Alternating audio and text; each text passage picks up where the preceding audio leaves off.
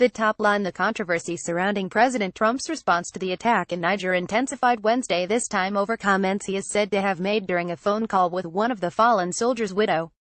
Trump called the families of the soldiers Tuesday, and that night, a Democratic congresswoman who was with Sergeant LaDavid Johnson's widow claimed that Trump told widow Maisha Johnson that the soldier knew what he signed up for.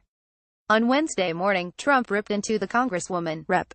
Frederica Wilson overnight healthcare Senate want vote on Obamacare repeal bill. GOP chairman ready to resume bipartisan talks. Republicans nix idea of pairing repeal with tax reform. FLA lawmaker warned officials before retirement home tragedy. Florida Dem abomination that seniors were left at nursing home where 8 died more. DFLA saying on Twitter that her account of what happened was totally fabricated and claiming to have proof.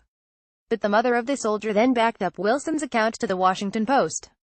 President Trump did disrespect my son and my daughter and also me and my husband, Johnson's mother, Kawanda Jones Johnson, told the Post. Both Wilson and Trump also doubled down on their claims. White House says call not recorded. Wednesday's press briefing by Sarah Huckabee Sanders was also consumed by the controversy. And despite Trump's claim to have proof backing up his side, Sanders said the call with Maisha Johnson was not recorded. But she said several people including Chief of Staff John Francis Kelly Moore were in the room. No, she said when asked if there is a recording. But there were several people in the room from the administration on the call, including Kelly, she said. Sanders later added that Kelly, whose son was killed in action in 2010, supported the president's comments. Kelly was present for the call and thought it was completely appropriate. He thought the call was respectful, and he thought that the president did the best job he could under those circumstances to offer condolences on the part of the country, she said.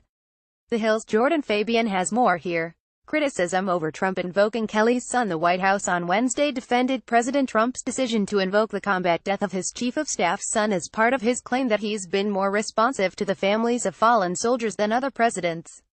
Press Secretary Sarah Huckabee Sanders told reporters that she doesn't know if Trump warned Chief of Staff John Kelly before bringing up his son in an interview.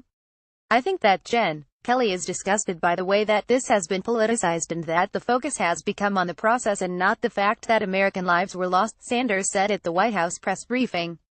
I think he's disgusted and frustrated by that, she said. If he has any anger, it's towards that. The Hill's Ben Camisar has more here. Details on other Trump calls emerged. Several other Gold Star family members spoke to news outlets Wednesday about calls they've had with Trump or the lack of a call after their relative was killed in action.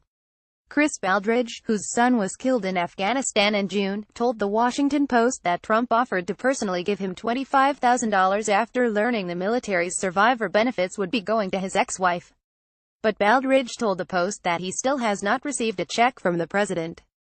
Meanwhile, another father of a soldier killed in Iraq told the Post that he wants to create a Twitter account just to call Trump a damn liar because he hasn't heard from the president after his son's death. 2 other families also told the Associated Press that they never heard from Trump despite his claim that he's called every family of slain troops since taking office.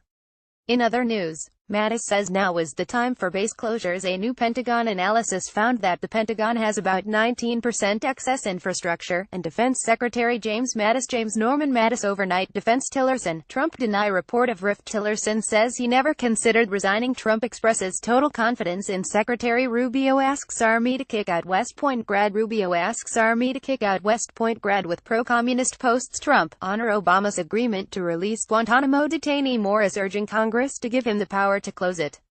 The Hill's Ellen Mitchell reports Mattis is urging Congress to allow a long-desired round of military base closures after a new report to lawmakers found that nearly only 1/5 of Department of Defense (DoD) facilities are unneeded. Mattis, in a newly released letter to leaders of the House and Senate Armed Services Committees which handle defense matters, argues a new round of base realignment and closure commission BRAC talks is the only fair, objective and proven process to evaluate the value or lack thereof of such military facilities. Every unnecessary facility we maintain requires us to cut capabilities elsewhere, Mattis wrote in the October 6 letter, which accompanied a report that found about 19% of Pentagon-owned buildings are excess infrastructure. I must be able to eliminate excess infrastructure in order to shift resources to readiness and modernization, he wrote. Read the rest here. On tap for tomorrow, the Senate Foreign Relations Committee will hold a hearing on the Food for Peace program at 10:30 a.m. at the Dirksen Senate Office Building, room 419, http://bit.ly/282isomi. The Hill Bergdahl lawyers renew efforts to have case tossed over Trump comments. The Hill ex-Obama, Bush officials spar over credit for ISIS fall in Raqqa. The Hill senators demand info on deadly Niger ambush. The Hill opinion: Iran is violating the deal, by Alan Dershowitz. The Hill opinion in nuclear deal debate: Iran knows Congress, U.S. allies are on its side, by Simon Palomar. The Center for International Governance Innovation. The New York Times: the life and death of a Raqqa landmark. Roll call: contrary to rhetoric, military mishaps have been declining. Please send tips and comments to Rebecca Keel, rkeel@thehill.com, and Ellen Mitchell, emitchell@thehill.com. Follow us on Twitter @thehill, @Rebecca H_K, @Ellen Mitchell 23.